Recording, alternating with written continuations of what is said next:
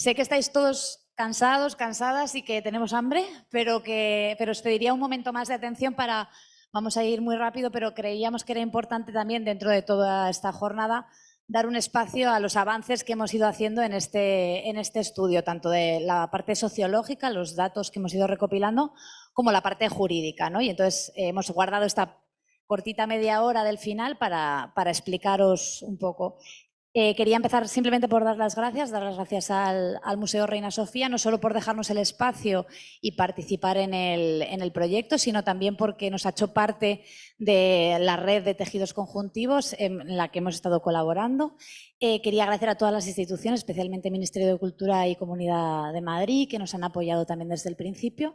Y bueno, luego a todas las instituciones que, Ania, hemos intentado que estén deslocalizadas de Madrid y veremos un poco luego también la lista. Me acompañan dos de mis compañeras. Sabéis que este proyecto lo hemos hecho Fundación Gabeiras en colaboración de Gabeiras y Asociados. Somos un poco la misma familia, pero liderado por la Fundación porque es un proyecto sin ánimo de lucro que pretende contribuir un poco a esa labor de transformación que pretendemos hacer, pero con el asesoramiento era fundamental de todo el Departamento de Derecho de la Cultura.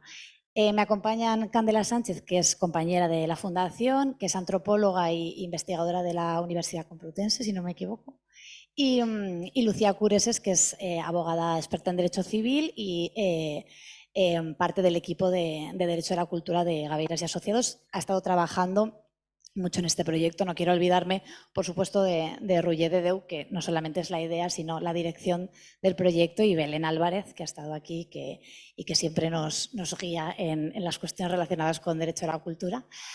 Voy a pasar súper rápido, me parece que está el mando ahí, perdón. Súper rápido por contaros cómo hemos diseñado el proyecto.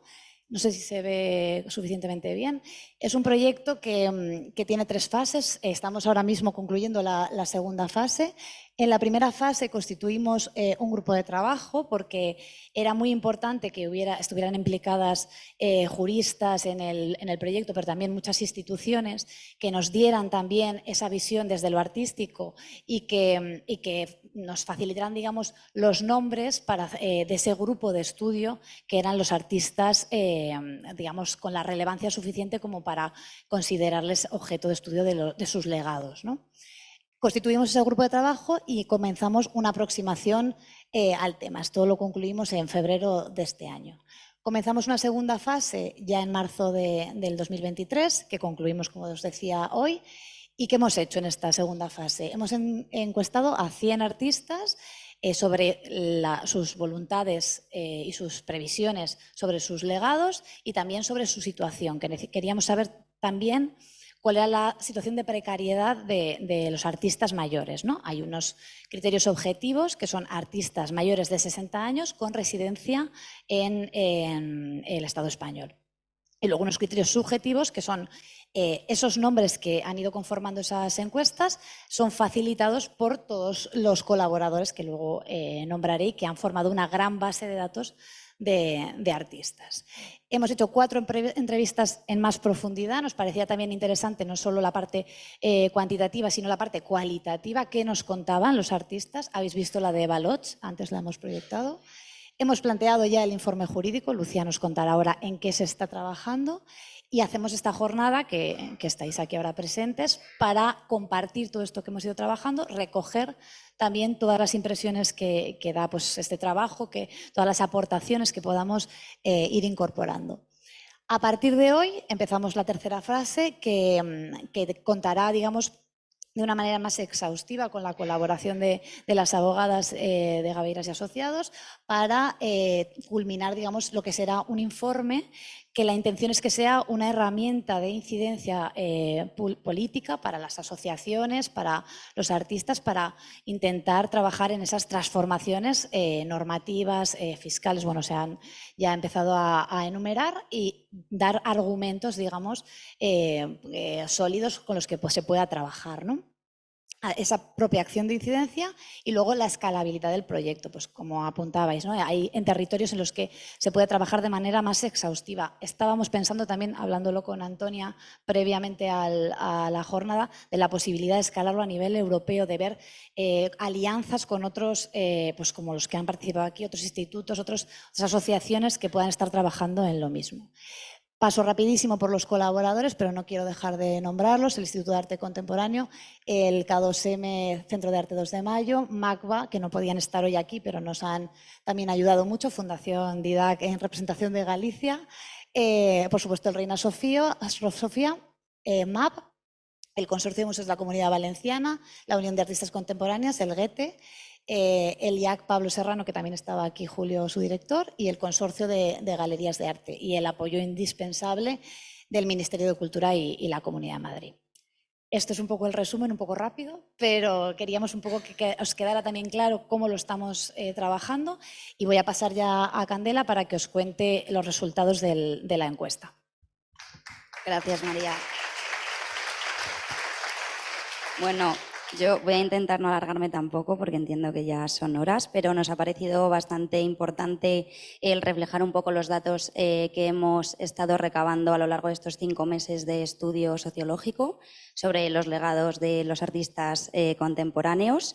Hay que decir que esto es un estudio preliminar, que en ningún caso va a reflejar las realidades de todos los artistas, pero es verdad que se ha contado con 100 artistas bajo un criterio fundamentado gracias al apoyo del Consejo de Trabajo pues de todas las instituciones que ha nombrado María, y que es una muestra, una cuota representativa de las realidades que ahora mismo los artistas mayores de 60 años viven. Entonces, escuchando los ponentes que han ido pasando por aquí, es verdad que muchos de los testimonios y de los discursos que se han ido diciendo los vais a ver reflejados en estos datos, que es algo bastante interesante. Entonces, por contextualizar un poco antes que nada, la edad, el grueso de edad de las respuestas de los encuestados está entre los 65 y los 80 años, algo pues que también tiene que ver un poco con el interés, imagino que con la propiedad y demás. Y luego la comunidad de residencia, es verdad que se ve reflejada una pluralidad en los territorios de los encuestados que han ido respondiendo, pero ha habido un especial énfasis en la Comunidad de Madrid, en Castilla y León, en Andalucía y en la Comunidad Valenciana. También un poco pues, por el apoyo que se ha ido recibiendo pues, por parte de los colaboradores.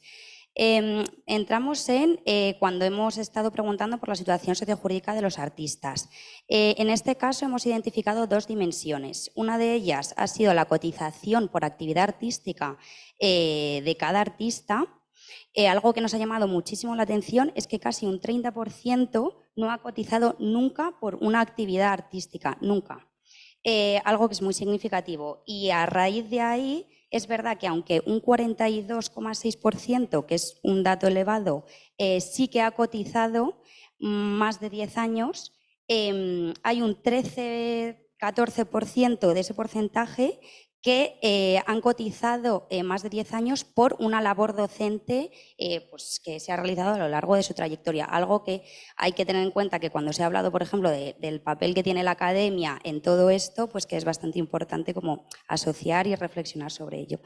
Y sospechamos, de hecho, que seguramente haya más respuestas de docentes, pero que no lo han puntualizado como tal.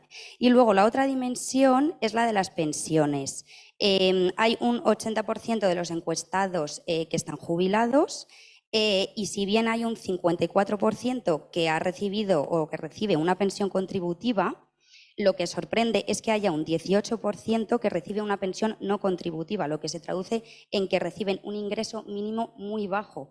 Entonces, es una cifra bastante elevada. Y lo más significativo de todo es que hay un 24% de esos artistas encuestados que no recibe ningún tipo de pensión. Bueno, en cuanto a la situación actual de los legados artísticos, que es como la otra rama del estudio, se ha hablado, por ejemplo, sobre lo público y lo privado. Una de las preguntas de la encuesta iba en relación a eso: ¿qué preferencia de conservación tienen los artistas con respecto a sus legados? El 63% de los artistas encuestados ha respondido que desea que su legado esté conservado en un museo o en una entidad pública.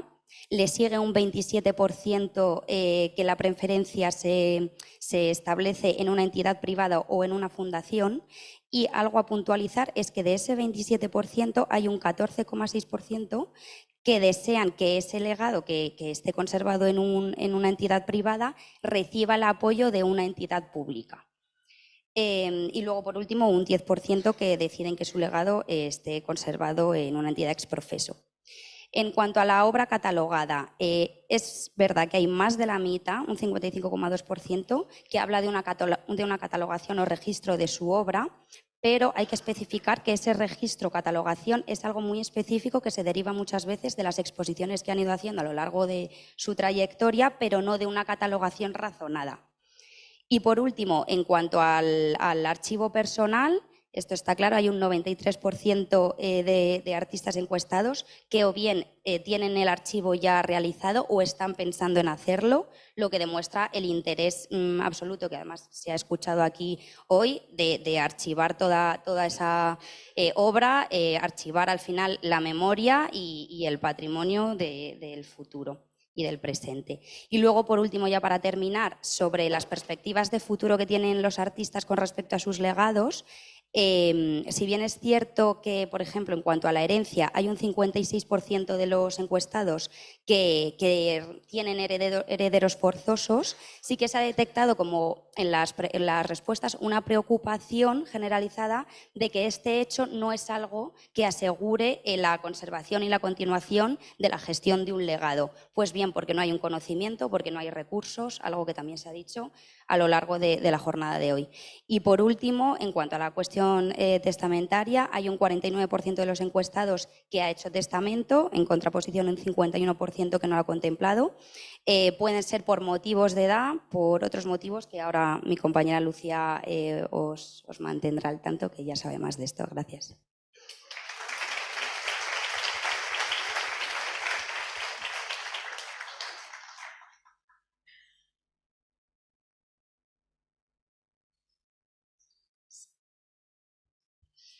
Bueno, soy consciente de la dificultad de hacer la última presentación del día y que además sea de contenido jurídico, así que voy a intentar que sea lo más didáctico posible y que, bueno, que pueda ser lo más útil, teniendo en cuenta también la fase en la que nos encontramos, que es algo que hemos reiterado a lo largo de esta jornada, que es, pues bueno, en medio de un estudio y de un informe que lo acompañan, que están vivos, que están en pleno desarrollo y que van a continuar completándose.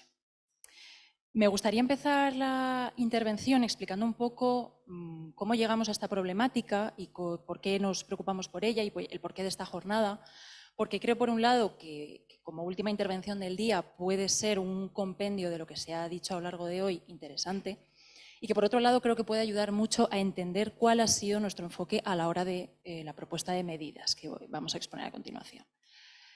Entonces, el motivo por el que llegamos hasta aquí es fundamentalmente porque a través tanto de Aveiras y Asociados como del trabajo de la Fundación y de nuestro contacto continuo con el sector cultural, constatamos que existe una problemática, que los artistas visuales mayores llegan a la edad de jubilación y no cuentan con los recursos necesarios, ya sean técnicos, materiales, humanos, de todo tipo, para poder hacer frente al archivo, a la catalogación, a la conservación y a la difusión de sus legados artísticos.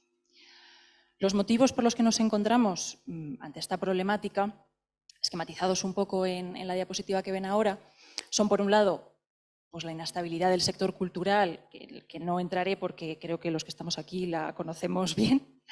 En un segundo lugar, una falta de adaptación de nuestra legislación actual a las peculiaridades y a las especificidades que tienen las profesiones artísticas.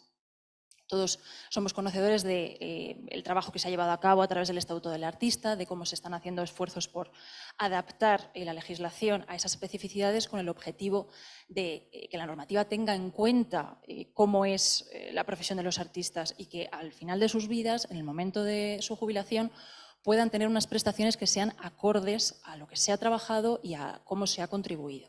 Esto evidentemente favorecerá a las generaciones futuras, pero no estamos todavía ahí. Ahora mismo nos toca gestionar todos los legados de aquellos artistas que no han tenido tanta suerte y que no han conocido estos avances. Y en tercer lugar, y como factor que también queríamos destacar, está la falta de soluciones institucionales coordinadas, que es una cosa que ha salido hoy a lo largo de la jornada repetidamente. ¿A qué nos referimos con esto? Hemos hecho un compendio de soluciones que ahora mismo están a disposición y pone a disposición el ordenamiento jurídico de los artistas. La primera de ellas es la posibilidad de constituir una fundación. Esta posibilidad existe tanto en el momento durante la vida de los artistas, como por supuesto en el momento del fallecimiento, cabe la posibilidad de dejar esa disposición realizada para que sean los sucesores testamentarios, el albacea testamentario, quienes se encarguen de constituirla.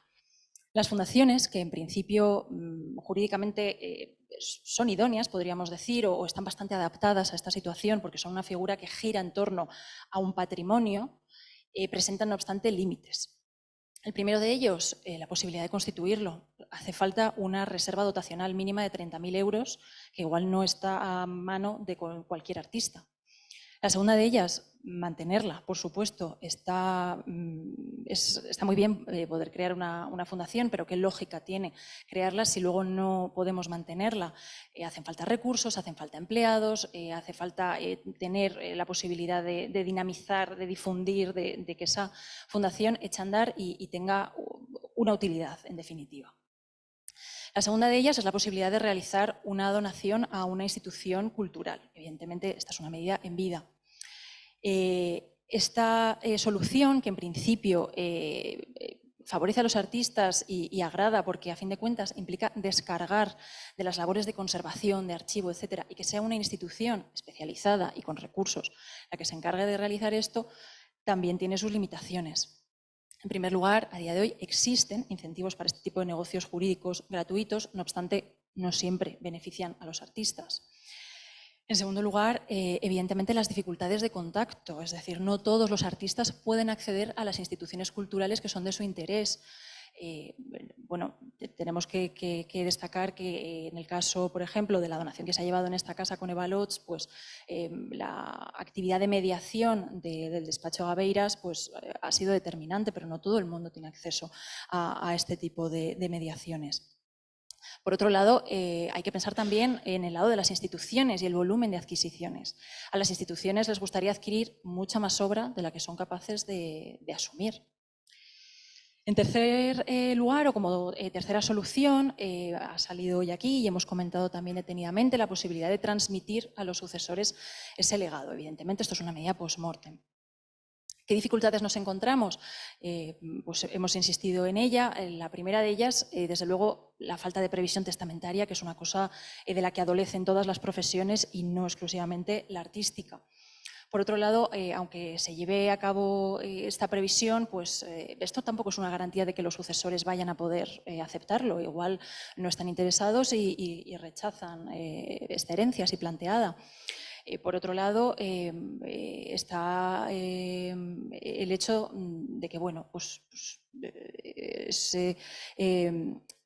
también necesario que sea el causante el que determine si ese es o no es su deseo, lo que no tiene por qué siempre corresponder, y este era un resultado interesante que arrojaba el estudio, como era que muchas veces, a pesar de la existencia de sucesores, pues los causantes no consideran, igual que sean la persona más indicada para poder llevar a cabo esta labor. Incluso en los supuestos en que consideren que sí que lo son, muchas veces los sucesores tampoco tienen este tipo de recursos. Entonces, al final es trasladar la dificultad que tenía el causante a la dificultad que sigue manteniendo el heredero.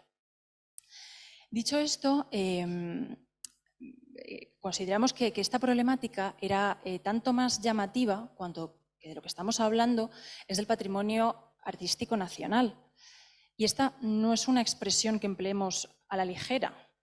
Es decir, los patrimonios que han sido objeto de este estudio han sido previamente seleccionados por un comité de expertos que ha juzgado su valor de acuerdo con unos criterios de exigencia y de calidad. Entonces, cuando hablamos de las dificultades que tienen los objetos de nuestro estudio para conservar, para archivar, para catalogar, esos desafíos a los que se está enfrentando afectan a nuestro patrimonio histórico y nuestro patrimonio artístico. Dejar que los artistas nacionales se deshagan de su patrimonio bien en los mejores casos para que sea una entidad la que se encargue de conservarlo, bien en los peores para obtener recursos económicos que les permitan subsistir, es francamente un fracaso de un Estado social, democrático y cultural. No solo eso, consideramos que es un perjuicio para la generalidad, puesto que vulnera nuestro derecho de acceso a la cultura cuando estos patrimonios se malvenden o salen de nuestras fronteras o se dejan simplemente abandonados, deteriorándose. Además de, por supuesto, un empobrecimiento de la memoria cultural colectiva y por no hablar de una dejación de funciones de las instituciones, puesto que tienen encomendado específicamente en nuestro texto constitucional la remoción de obstáculos para poder acceder a la cultura. Dicho esto y explicado un poco de dónde venimos y por qué estamos aquí, voy a continuar con cómo se ha articulado esta investigación jurídica, que yo creo que puede ayudar a entender el enfoque que se ha dado. Esto creo que no lo hemos comentado anteriormente. La manera que hemos tenido de organizar todos los datos que hemos tenido ha sido a través de la configuración de arquetipos. Los arquetipos o perfiles son los que nos han permitido pues eso, crear perfiles de artistas con circunstancias de alguna manera comunes, que nos permitiesen organizar mejor la información, qué soluciones tenía cada grupo a su disposición y qué soluciones podíamos proponer nosotros que se adaptasen mejor a esta. Esto no significa que estos arquetipos existan de forma pura en la realidad. Evidentemente, habrá muchos de ustedes que se identifiquen con más de un arquetipo. La vida es así, una escala de grises. Por otro lado, no son soluciones excluyentes. El hecho de que estemos proponiendo una solución para el arquetipo 1 no significa que quien se encuentra en el arquetipo 2 no pueda preferir esta. Es lo bueno del derecho, que estas soluciones son intercambiables. Aún así, quería hablar de estos arquetipos no para entrar en la descripción de cada uno de ellos, porque como digo, esto es un estudio en plena evolución, con lo cual ahora mismo hay 4, pero igual cuando acabe el estudio hay más, porque hasta ahora los 4 arquetipos que hemos tenido ocasión de analizar, todos ellos tienen en común el deseo de conservar su legado artístico. Ahora bien, hay un importante sesgo económico. Hay 2 arquetipos con una situación económica de vulnerabilidad, que es la que nos ha hecho reflexionar y la que ha orientado mucho la propuesta de soluciones. De hecho, uno de los enfoques sería ideal poder encontrar ahora mismo una solución que a la vez que permitiese la conservación de los legados, supusiese una nueva fuente de ingresos para artistas que a estas alturas, en plena edad de jubilación, no tenían prevista. Dicho esto, voy a explicar un poco cuál es este enfoque. Hemos subdividido estas propuestas en directas e indirectas, en primer lugar. ¿Por qué? Cuando hablamos de propuestas directas, hablamos de actuar directamente en la conservación o en los negocios jurídicos de conservación. La ley de mecenazgo. La ley de mecenazgo toca directamente en el negocio jurídico en virtud del cual se transmiten esos bienes. Actuar sobre la ley de mecenazgo es un ejemplo de medida directa. Por el contrario, medidas indirectas. ¿Por qué no actuar a través de una mejora de los recursos económicos de los artistas indirectamente en la conservación? Si logramos dotarles de mayores recursos económicos, tendrán más posibilidades de poder ordenar esa conservación por sí mismos. Por otro lado, teníamos la segunda clasificación, que son son o bien de modificación legislativa o bien de adaptación de figuras jurídicas existentes. ¿A qué me refiero con esto? Cuando hablamos de propuestas de modificación legislativa, es sencillamente basarnos en normativa existente a día de hoy y sugerir cambios legislativos. Cuando hablamos, por el contrario, de adaptación de figuras jurídicas existentes, hemos intentado fijarnos en figuras jurídicas que existen hoy en el ordenamiento jurídico, que son útiles y que con pequeñas adaptaciones terminarían de servir plenamente al fin que perseguimos aquí hoy. Dicho esto, no me podré detener muchísimo, pero bueno, voy a intentar hacerlo. Aquí, como verán, tenemos presentadas las propuestas de modificación legislativa, 2 de ellas indirectas y una de ellas directa, como anunciaba, en la normativa de mecenazgo. En cuanto a normativa de la seguridad social, como ya saben, en el caso de las prestaciones contributivas lo que se pretende es continuar en la senda iniciada por el Estatuto del Artista, es decir, intentar que la normativa de prestaciones contributivas sea lo más adaptada a la situación real de los artistas con el objeto de que se contabilice debidamente su contribución, sus años de trabajo y, por tanto, las pensiones de jubilación contributivas se adapten verdaderamente a lo trabajado. Por otro lado, las pensiones no contributivas. Las pensiones no contributivas plantean especialmente problema en el caso de los artistas visuales, puesto que estas, debido a su carácter asistencial, son unas cantidades muy bajas. Muy bajas que, si apenas permiten mantenerse, aún más difícil es poder llevar a cabo labores tan arduas como son las de archivo, las de conservación, etcétera. ¿Qué se proponen dentro de estas? Desde la posibilidad de aumentar estas cantidades hasta la posibilidad de compatibilizarlas con otro tipo de ingresos, pasando por la creación de prestaciones específicas para quienes puedan acreditar que se hallan en plenas labores de conservación de un legado artístico de acreditada calidad que pueda llevarse a cabo. De hecho, bueno, esto no es tan raro. Nosotros hemos creado este comité de expertos para la celebración de este estudio y a día de hoy, y nosotros lo comprobamos a diario en materia de subvenciones, la figura de las aceleradoras culturales, de apoyarse cada vez más en la sociedad civil para poder llevar a cabo estas labores. ¿Por qué no imaginar una entidad que sea capaz de ayudar a la Administración a acreditar este tipo de extremos y, por tanto, a acreditar que efectivamente se está llevando a cabo esta labor y se necesita un apoyo económico? La normativa del impuesto de la renta de las personas físicas es otra normativa sobre la que cabría la posibilidad de actuar. Un par de ejemplos aquí propuestos es, por ejemplo, la normativa de rentas irregulares. Las rentas irregulares son un concepto que ya viene contemplado en nuestro ordenamiento jurídico y que es conocido. Rentas que se generan irregularmente y que, por tanto, se tienen que gravar ajustado a su naturaleza. Como sabemos, los artistas visuales tienen un largo periodo para generar las rentas que perciben, muchas veces periodos de investigación y otros durante los cuales no están siendo productivos económicamente, si se me permite decirlo, pero están siendo productivos artísticamente. El obtener de repente esos ingresos y que sean grabados como si fuese cualquier otra renta, evidentemente es muy perjudicial. Si por el contrario se incluyesen este tipo de rentas dentro de las que a día de hoy se consideran irregulares, esto permitiría que solo estuviesen grabadas el 70% con una exención del 30%. Los gastos deducibles son otra materia sobre la que cabría la posibilidad de incidir. Es decir, ¿por qué no, si el estudio corresponde a la vivienda habitual del artista, la posibilidad de deducirse los gastos allí generados? Figura que ya es conocida y que fue introducida en su momento por la Ley de Reforma del Trabajo del Autónomo. Sería bueno tanto incidir en esto y aumentar esas cantidades de deducción. La posibilidad, igualmente, dentro de estos gastos deducibles, de tener en cuenta el uso del transporte. Aquí, pues, los viajes a los estudios, las exposiciones, etcétera, la posibilidad igualmente de deducir estos gastos. En tercer lugar, tendríamos la posibilidad de incidir sobre la normativa de mecenazgo. ¿Cómo? Estas son algunas de las propuestas. Crear nuevos beneficiarios de las donaciones. A día de hoy, la normativa se fija en las donaciones llevadas a cabo en favor de entidades sin ánimo de lucro. ¿Por qué no incluir también a las entidades con ánimo de lucro que están llamadas a jugar un papel y ayudar en esto?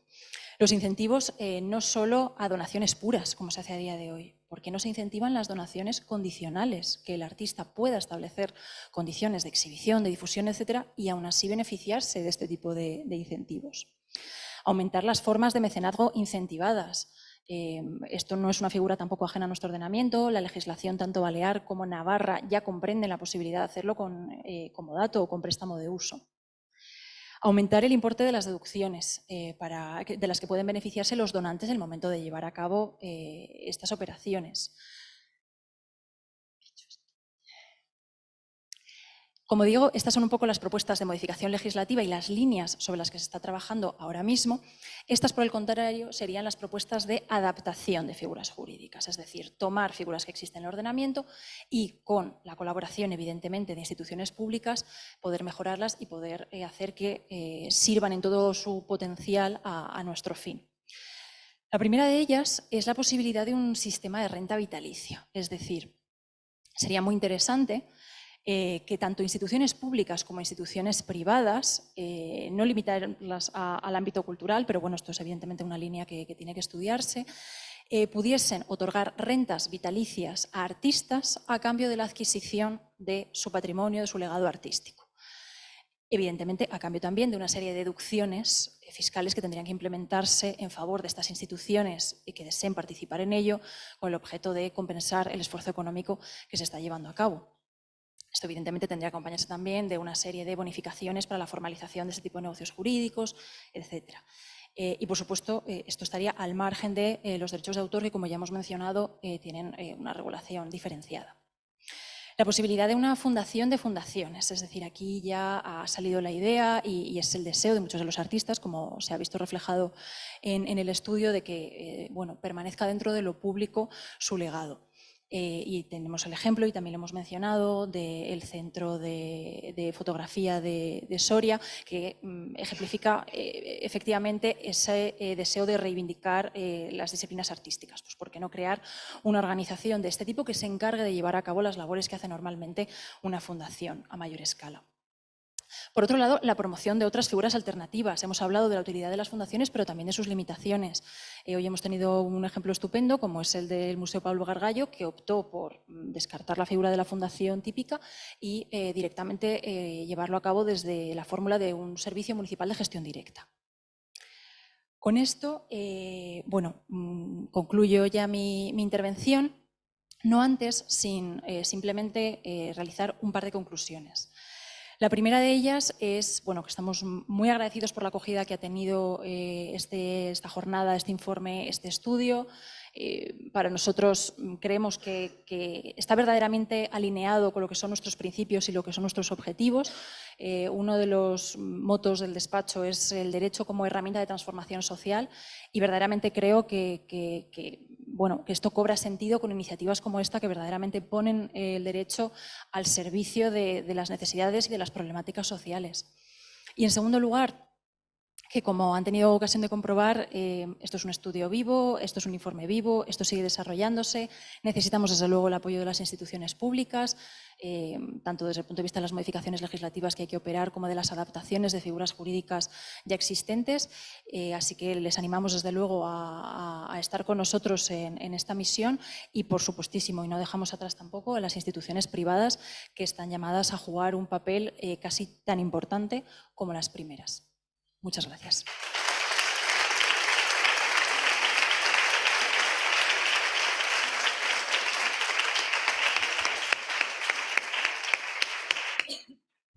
Muchas gracias a las dos. Queremos abrir si hay alguna pregunta antes de irnos a comer.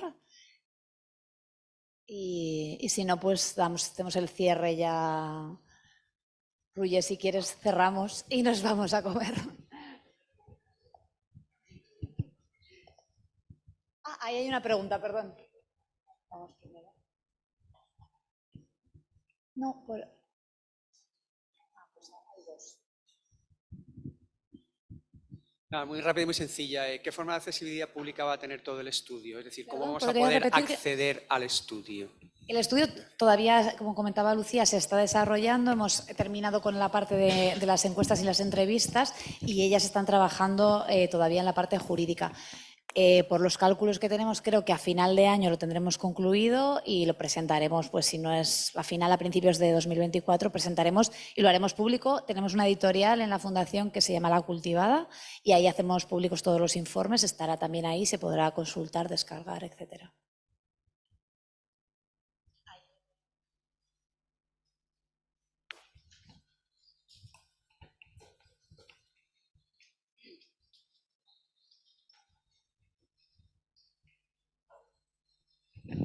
Bueno, muchísimas gracias. Ahora ella se va a encargar del asunto. Solo una pequeñísima anotación.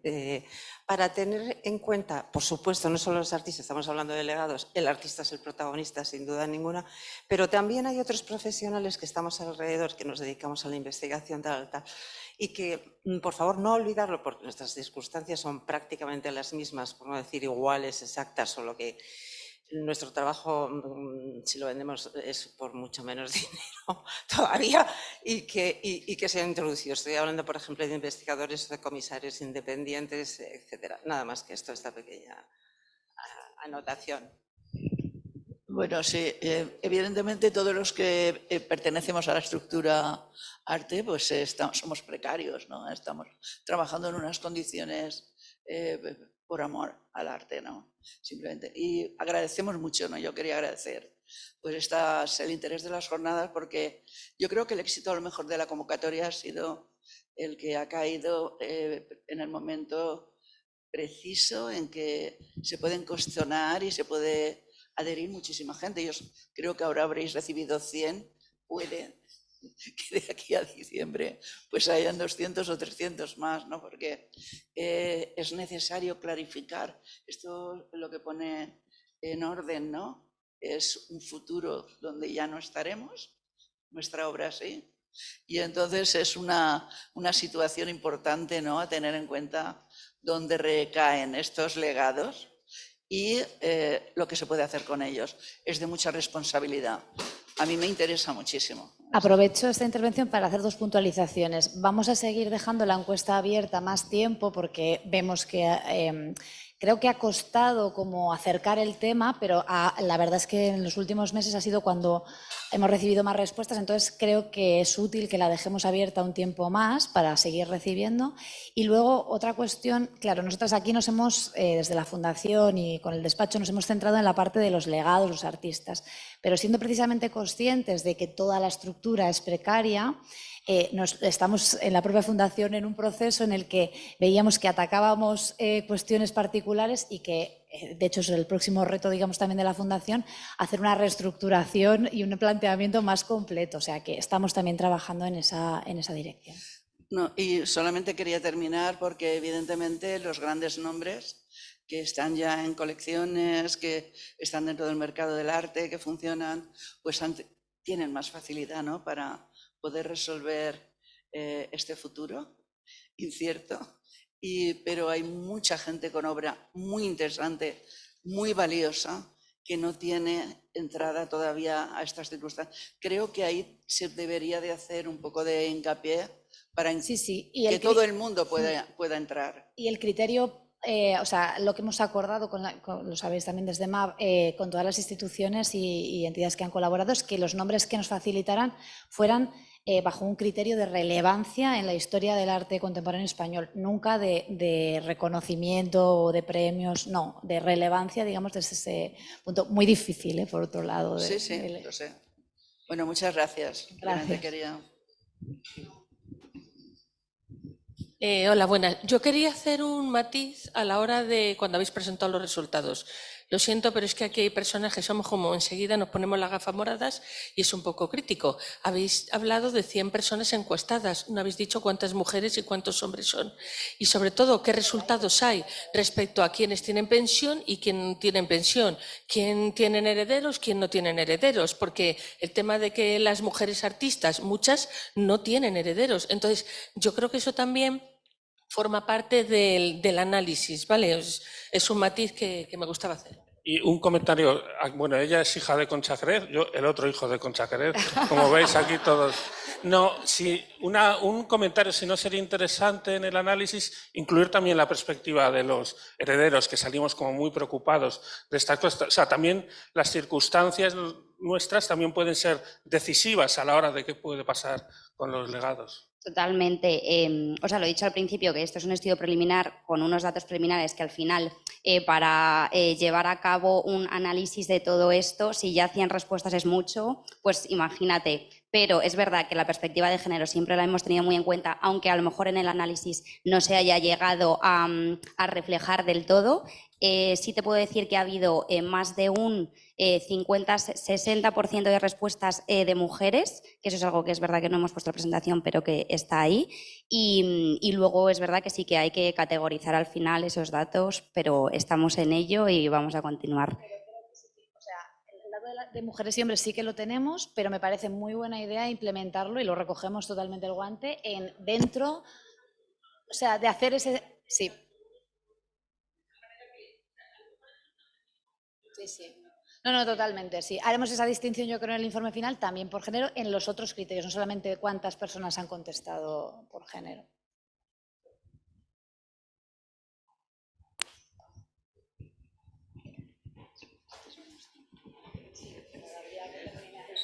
La última, si os parece, porque no sé si...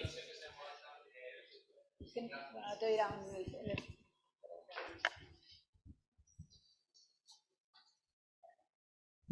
Perdón, me cuelo en el descuento. Gracias a todos y gracias por la paciencia de la última pregunta. Nosotros venimos de Córdoba y quiero simplemente haceros quizá una sugerencia de cara al informe, que es dinero, fórmulas de financiación. ¿Por qué? Porque hablamos de fundaciones, hablamos de donaciones a instituciones públicas. Nosotros somos arquitectos, hemos promovido una asociación sin ánimo de lucro que tiene actividad económica, hablando de fórmulas jurídicas extrañas, no imagináis el quebradero de cabeza que es, y nos hemos inventado una especie de espacio creativo que tiene coworking, que tiene taller, que además tenemos mecenas. Todo eso es economía que nos permite, probablemente en un futuro muy cercano, gestionar legados de dos artistas cordobeses muy importantes para la ciudad, algunos con más proyección nacional, otros menos. En definitiva, es ya no solamente el problema de gestionar un legado, sino cómo monetizarlo, pero no monetizar por la venta de un cuadro, sino toda la estructura de personas que trabajan en la propia gestión del legado. En nuestro caso es un espacio muy pequeñito que se llama Espacio Plástico, muy modesto, pero bueno, creo que es una buena práctica y creo que es interesante, y nos ha gustado mucho la intervención de Rubén, que hablaba del museo como un sitio vivo, un museo monográfico, pero con actividades, con una sala para otras exposiciones temporales. Hablaba de una iniciativa de trabajar con unos talleres con personas con discapacidad. En definitiva, todo le da vueltas un poco a cómo monetizar eso, y creo que sería interesante, a lo mejor en vuestro informe, si me lo permitís, recoger buenas prácticas, fórmulas de financiación y demás. Gracias. Bueno, yo creo que sí. En parte, algunas de las cosas que apuntaba Lucía van en esa dirección también y serán más desarrolladas. Pero bueno, esto no solamente, antes de dar la palabra ya definitivamente a Ruye, como decía Lucía, es un informe que está vivo, que todavía vamos a seguir trabajando. Entonces, sentidos también con la libertad de cualquier otra sugerencia podernosla hacer llegar, o cualquier información que sea de utilidad, porque estamos permeables a incorporar cualquier nueva perspectiva. Y ahora yo creo que ya sí. Pues muchas gracias a todos por venir. La verdad es que, como dice María, este es un punto importante, es un trabajo colectivo que se va a ir enriqueciendo. Es decir, ese comité de expertos, no penséis que es una gente en la sombra que está ahí confabulando, no, todos sois bienvenidos a participar, instituciones, asociaciones, cualquier punto de vista es bueno. Es verdad que al final un estudio, para que sea científico, lo tienes que acotar, si no empezamos a meter elementos de distorsión, pues acabaríamos con un informe imposible incluso de gestionar, ¿no? Y por algún lado teníamos que cortar. Evidentemente, todos los legados de artistas que ya no están presentes porque fallecen tienen también su problemática. Nosotros creíamos interesante el alertar a los artistas en esa fase de madurez de su proyecto, que empiecen a pensar en esto, porque realmente una de las claves que ha salido aquí es el anticiparse a los problemas. Es muy bueno en derecho, porque si no luego hay muchas interpretaciones, tenemos que acudir a otro tipo de documentos. Los casos, por ejemplo, en los que estamos interviniendo, pues por suerte son sencillos porque no hay una complicación familiar detrás. Eso es muy importante. Bueno, todo eso no es que sea un problema en sí, sino que se puede arreglar antes. Y si se arregla antes, todo es mucho más fácil y todo es mucho más factible. Lo de los recursos, pues claro, sin duda. Como veis, estaba contando Lucía, evidentemente hay una parte pública fundamental. Es decir, hay una serie de modificaciones jurídicas muy sencillas que suponen, por ejemplo, reconocimiento de costes, posibilidad de otros ingresos para apoyar ese tipo de actividades, que si tienen un tratamiento fiscal adecuado, pues bueno, son catalizadoras incluso de posibilidad de participación de lo privado, ¿no? Como decía Alberto con la ley de mecenazgo. La ley de mecenazgo es un instrumento fantástico si se emplea bien, ¿no? Ahora, en el proyecto, por ejemplo, se preveía la posibilidad de donar trabajo, cosa que antes no existía. Bueno, pues es una manera en la que muchas empresas o particulares pueden participar en un proyecto de apoyo a legados. Y también, evidentemente, esa visión pública de la fundación de fundaciones o un proyecto público en el que participen los museos nacionales, evidentemente, pero también los museos locales y los museos provinciales, y las pequeñas estructuras también tienen su función, ¿no? Pues el museo que estábamos hablando hoy de Zaragoza. Siempre sale Francia y a nosotros nos da un poco la risa, porque siempre decimos, no, somos como Francia. No, no somos como Francia, ojalá. Nos llevan 200 o 300 años de ventaja, ojalá. No somos Francia. Ojalá seamos Francia algún día. Y vas por cualquier pueblo de Francia, lo hablábamos con María, y cualquier pequeñito pueblo tiene su museo que está indicado como si fuera el dispensario. Es decir, vaya usted por aquí que encontrará cultura, ¿no? Y todos vamos a eso. Al final siempre es un contenido, también salía esta mañana, incluso un destino de actividad y turístico y económico al final, ¿no? Entonces, es toda una cadena, no nos podemos quedar en una de las fases, y es toda una cadena. Y lo mismo los coleccionistas, por ejemplo, ¿no? Son gente que directamente está invirtiendo un patrimonio y unos recursos en un activo que es patrimonio histórico ya, con lo cual también tendrían que tener un reconocimiento. En definitiva, es una cadena y un poco la idea que tenemos, aunque es una tarea ardua, como veis, pero sí que es verdad que existen instrumentos, como decía Lucía, que bueno, incluso vienen de los romanos, ¿no? que nos permiten contrato de comodato, es un contrato de la época de la República Romana, es decir, no se ha inventado nada especial, pero hay que adaptarlo a la situación actual o una fundación, ¿no? Ya se les ocurrió en su día. Aquí, por ejemplo, tenemos una figura que no se usa mucho, ¿no? Que es el trust americano o inglés. Esto está inventado aquí. Se llama fiducia y es un contrato romano. Lo que pasa es que se ha perdido en el tiempo. Bueno, pues traigámoslo ahora, porque ellos lo han hecho, que es un patrimonio que es autónomo. No es una fundación, es un patrimonio que tiene su vida y se puede gestionar, se puede vender y necesita un responsable que es el que va perdurando en él. Bueno, pues todas estas medidas son las que hay que, de alguna manera, aplicando una cierta imaginación y cariño, pues ir puliendo, ¿no? Bueno, en definitiva, muchas gracias. Espero que os guste la comida porque, María, no sé si quieres explicar qué vamos a comer porque también tiene su significado. Aquí bueno, todo tiene su significado. Aquí no hacemos nada al azar. Al catering le damos mucha importancia. Entonces, no sé si conocéis un local que se llama El Lugarcito, que está muy cerquita de aquí. Entonces, con Lola llevamos trabajando un tiempo y ha preparado, como recuperando algunas de las recetas también tradicionales españolas, un poco con esta idea también del legado, ha preparado el catering de hoy, así que espero que lo valoréis y lo disfrutéis. Muchas gracias.